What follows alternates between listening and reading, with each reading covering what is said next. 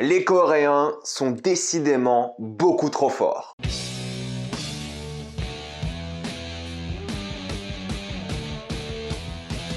Hellbound. Comme d'habitude, jusqu'à la minute indiquée dans le titre de la vidéo, il n'y aura pas de spoiler, parce que vous êtes tranquille, après on va tout spoiler. Hellbound est l'histoire d'une société en Corée du Sud où les hommes et les femmes savent en avance qu'ils vont mourir, mais uniquement s'ils sont destinés à l'enfer. Vous pouvez le savoir des mois à l'avance, des années ou même quelques secondes, et ensuite des brutes démoniaques vont venir sauvagement vous assassiner. Et dans cette série, nous allons suivre la police qui enquête sur ces crimes. Hellbound est la nouvelle série du réalisateur du Dernier Train pour Busan. Il a réalisé et écrit tous les épisodes de la série, c'est vraiment sa série à lui. Alors moi, ce réalisateur-là, j'ai un peu de mal, parce que des fois, il fait le Dernier Train pour Busan que moi, j'aime bien, je trouve pas que c'est un film incroyable, mais la mise en scène est vraiment folle, et pour le coup, il a fait un bon travail dessus. Ensuite, il a fait Peninsula, la suite de Busan, que j'ai aussi pas trop aimé, je l'ai même pas fini honnêtement. J'ai commencé, j'avais pas la foi, tout le monde m'en a dit que du mal, et j'avais pas envie de le regarder. Donc je vais pas le juger en soi ce film parce que je l'ai pas fini, mais ça se voyait déjà que c'était pas de la même qualité que Busan, que moi j'aimais de base pas énormément. C'est un film cool, tout ça, mais je suis pas le genre de personne qui a trouvé ça incroyable. Mais ensuite il fait des films comme Psychokinesis que j'ai honnêtement détesté, j'ai trouvé ça vraiment très mauvais parce que le scénario n'était pas là. La mise en scène était ok, mais le scénario n'était juste pas là. Et il a fait The Fake qui est pour le coup incroyable, mais sinon c'est vrai que c'est un réalisateur avec lequel j'ai un peu de mal. Des fois j'adore, des fois j'aime pas du tout. Et en tant que scénariste, je trouve qu'il est pas toujours le meilleur. Là, c'est vrai qu'il a donc réalisé et scénarisé la série, et je trouve qu'il fait du très bon boulot. Écoutez, on va commencer par la mise en scène, mais globalement, je trouve que c'est plutôt bien mis en scène. Il n'y a rien d'extravagant, il y a quelques idées à droite à gauche, mais c'est rien de spectaculaire. C'est pas sa meilleure mise en scène, mais il filme toujours aussi bien l'action. Alors oui, il y a quelques cuts un peu agressifs, mais ça passe plutôt bien. L'ambiance est vraiment géniale, on est plongé dans ce monde de manière vraiment splendide. Il arrive vraiment à représenter un Séoul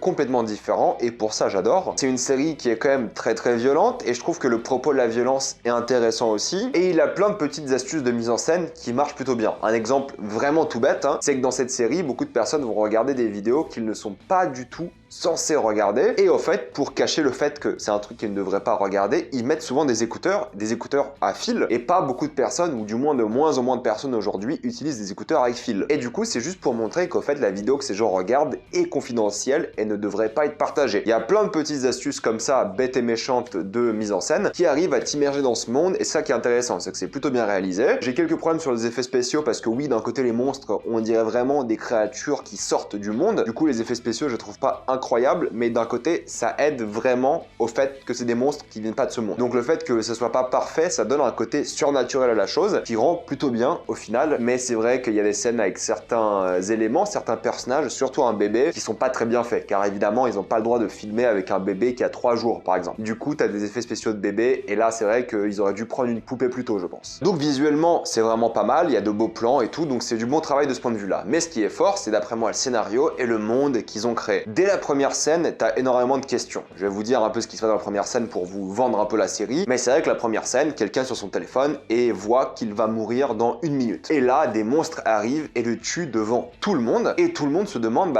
qu'est-ce qui se passe? Évidemment, qu'est-ce qui s'est passé? Pourquoi cette personne? Personne ne comprend rien. Et c'est là que va commencer une enquête, et il y aura un culte, une secte, qui croit que ces monstres-là sont une intervention divine, et on va suivre la police qui va enquêter sur cette secte. En même temps, il y aura de plus en plus de crimes, ou de punitions divines, comme la secte l'appelle, et c'est ça qui tient en haleine durant toute la série. C'est connaître la vérité sur ces monstres, savoir qui sont ces gens de la secte, en quoi ils croient réellement, de suivre la police et des choses comme ça. Donc c'est plus l'histoire, l'ambiance et les règles du monde, au fait, savoir qui sont ces créatures, qui sont plus intéressantes d'après moi que les personnages en soi. Les personnages, ok, ils sont plutôt bien développés, tout ça, mais voilà, je vais pas m'en rappeler d'eux spécialement. Ils sont sympathiques, tout ça, ils ont le strict minimum, j'ai envie de dire. Ils sont efficaces, mais c'est pas pour eux que je regarde la série. Je regarde la série pour les événements, pour les scènes chocs, pour les personnages qui vont vivre des choses horribles, mais plutôt la chose m'intéresse plus que le sort du personnage, si vous voyez ce que je veux dire. Les personnages sont ok, mais je peux pas vous dire que j'aime un personnage plus que l'autre, parce qu'en vrai, je trouve qu'ils sont tous ok, tous passables, mais le but de l'histoire, c'est vraiment l'ambiance, c'est le monde, c'est les créatures, c'est la secte, c'est le mystère. Voilà, c'est avant tout une enquête avec des indices, c'est un thriller, il y a du mystère, donc on va vraiment suivre ça plus qu'autre chose. Et j'aime beaucoup les règles de la série. Des fois, il y a des nouveaux éléments qui interviennent, des éléments qui changent, et au fait, tout est bien délimité, et ça respecte les règles que l'univers impose lui-même. C'est une histoire à vrai suspense, et ça fait poser plein de questions super intéressantes. Déjà sur les sectes, voilà, les dérives sectaires, c'est quoi le début d'une religion, au final? Est-ce que cette secte-là est est une vraie religion ou est-ce que ça reste une dérive sectaire? Parce qu'en vrai, toutes les religions sont des sectes par définition, mais t'as ce qu'on appelle des dérives sectaires qui sont des choses bien plus graves. Il y a une histoire de prophétie, il y a une histoire de messie, de prophète. Ça va parler de la puissance des gourous, des sectes. Encore une fois, c'est super important. Qui est impacté par ces sectes? Qui va le rejoindre? Pourquoi? Comment? C'est une vraie étude sociologique à certains moments, donc c'est super intéressant de ce point de vue-là. Surtout que tu sais que les éléments fantastiques sont réels. On te dit pas que c'est une hallucination collective, on n'essaie pas de justifier le fantastique. Le fantastique a lieu et ça s'arrête là. Donc que feraient les gens si quelque chose de fantastique apparaîtrait dans leur vie? Est-ce qu'ils rejoindraient tous cette secte?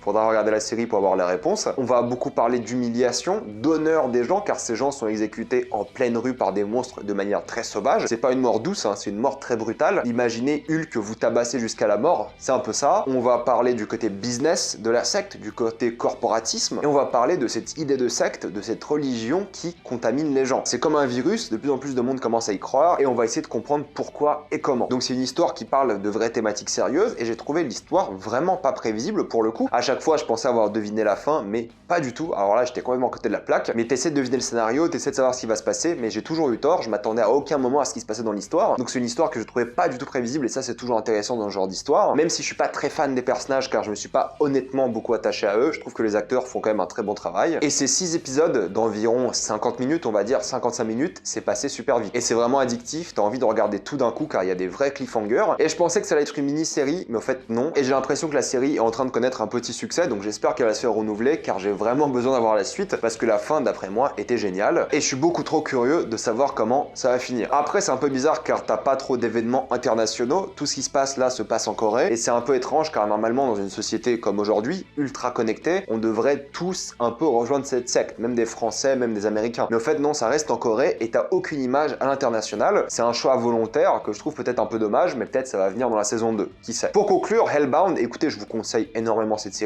C'est l'une des meilleures séries de l'année, clair et net. Elle est bien réalisée, bonne ambiance, bons acteurs, excellente histoire d'après moi, vraiment qui t'engage. T'as envie de regarder la suite, t'es vraiment à fond dedans, il n'y a aucun problème. Il n'y a rien à dire, la musique est bonne, les visuels sont bons, les effets spéciaux sont ok, d'accord, il n'y a pas de souci. Mais ouais, c'est une histoire qui est vraiment bien, qui est très violente pour le coup, voilà, c'est pas pour tout le monde. C'est violent, c'est assez brutal, c'est des thématiques assez sérieuses et difficiles. Donc si vous êtes un peu sensible, c'est pas une série pour vous, mais sinon pour tous les autres qui aiment les enquêtes, on va dire fantastiques, avec du mystère, je vous conseille énormément cette série. Donnez-lui une chance parce que d'après moi, elle est vraiment très bien. À partir de maintenant, on va passer en spoiler.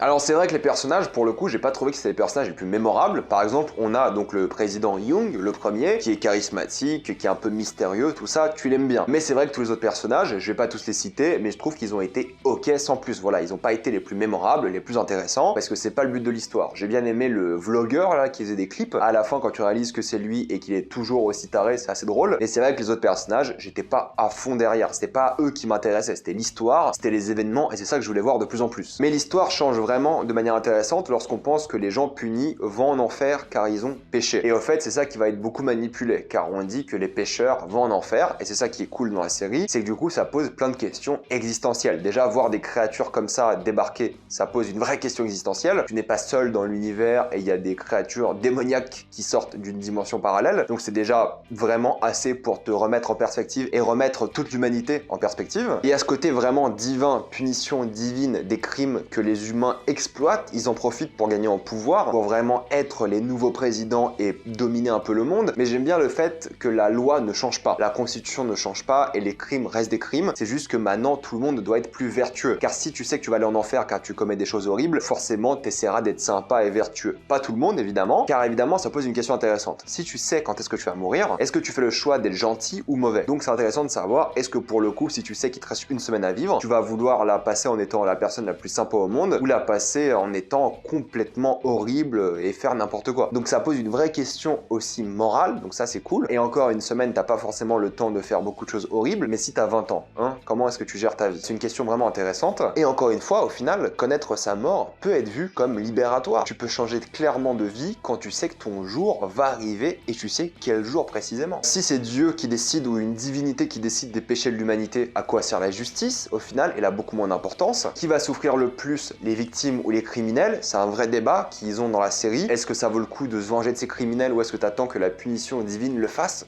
si elle le fait, et aussi la gravité des péchés au final. Qui décide de ce qui est bien ou mauvais? Est-ce Dieu? Est-ce la justice? Donc ça met vraiment en perspective toute l'humanité et tout le système moral qu'a eu l'humanité depuis des années, tout simplement. C'est super compliqué comme idée, et c'est ça qu'ils ont vraiment très bien fait dans la série. Ça fait presque penser à un système social à la Chine, où justement tu dois être gentil pour ne pas être puni. C'est comme si toutes tes actions étaient surveillées, et lorsque tu es puni par cet ange de la mort, tu essaies de savoir où est-ce que tu as échoué dans ta vie. Et en fait, c'est là que les gens manipulent ça, car ils jouent avec la gravité des péchés. C'est eux qui vont décider de ce qui est bien ou pas pour gagner en pouvoir et pour être important dans la société. Donc c'est vraiment la manière dont les humains abusent du pouvoir qu'ils ont en exploitant les croyances des autres. Donc c'est super intéressant, c'est une vraie idée qui parle de religion. La religion a toujours fait ça, a toujours exploité les gens en exploitant leur peur. Et au fait, en échange de leur, on va dire, bénédiction, ils demandaient des richesses. Et c'est un peu ce qui se passe aussi avec la secte dans cette série. Ils gagnent en pouvoir social et en pouvoir tout court en échange de prédire un peu les choses, les péchés, et c'est super dangereux pour l'humanité. Et pour moi, mourir brûlé est l'une des pires choses qui puisse arriver à une personne. C'est horrible. Mais du coup, ils en jouent. Ils font passer ces gens brûlés pour des gens qui ont subi la punition divine. Du coup, les criminels peuvent s'en sortir en disant que ces gens-là, elles méritaient, car elles ont péché et ils ont été tués par ces démons. L'ellipse est aussi génial. Je m'attendais jamais à voir une ellipse 4 ans plus tard où tu changes les personnages, quasiment tous, et tu passes à une société qui est clairement basée sur cette secte. L'exécution publique était super prenante. Vraiment, c'est une scène puissante en émotion et ça a vraiment changé le cours du pays. Et c'est vrai que je m'attendais pas du tout à ce que le bébé s'en sorte à la fin. Je pensais vraiment qu'il allait mourir ou alors il allait être épargné par les monstres, mais pas du tout. Le sacrifice des parents sauve le bébé et c'est peut-être lui le nouveau prophète, le nouveau messie, ce bébé-là qui a survécu. Et c'est un peu étrange car à la fin, après avoir échoué à tuer le bébé, ces monstres-là sont différents. Ils n'ont plus de jambes et ils ont l'air beaucoup plus puissants. Est-ce que le fait d'échouer les a rendus plus puissants ou est-ce qu'au fur et à mesure des défaites, des échecs, ils vont disparaître? Là, ils ont perdu leurs jambes. Est-ce que peut-être au fur et à mesure, ils vont vraiment disparaître? Ou au contraire, peut-être ils deviennent de plus en plus forts pour réussir leur mission. Car là, clairement, ils n'ont pas réussi à tuer ce bébé. Et on avait une belle scène qui faisait clairement penser à la fin au Fils de l'homme. C'est une vraie référence et ça se ressent. Par contre, le fait que cette dame se soit faite ressusciter à la fin, je ne comprends rien. Alors là, j'ai été complètement perdu. Est-ce que c'est un transfert? 2 personnes sont décédées alors qu'elles n'auraient pas dû et du coup, il faut ressusciter une autre personne. Comment est-ce que ça fonctionne? En plus, le fait que cette personne revienne va tout changer. Au final, les gens ne meurent pas réellement. Est-ce que c'est un démon qui la possède? Qu'est-ce qui s'est passé? Eh bien, on n'en sait rien, mais j'ai hâte d'avoir la suite. Mettez-moi dans les commentaires vos théories pour la saison 2, évidemment avec un petit tag spoiler, et donnez-moi votre avis concernant cette saison 1. Comme d'habitude, pensez à vous abonner à la chaîne pour plus de vidéos, mettez un j'aime et partagez cette vidéo, ça aide beaucoup la chaîne. Si vous voulez soutenir la chaîne, devenez membre soutien sur YouTube, suivez-moi sur tous les réseaux, et moi je vous dis à la prochaine fois, salut à tous.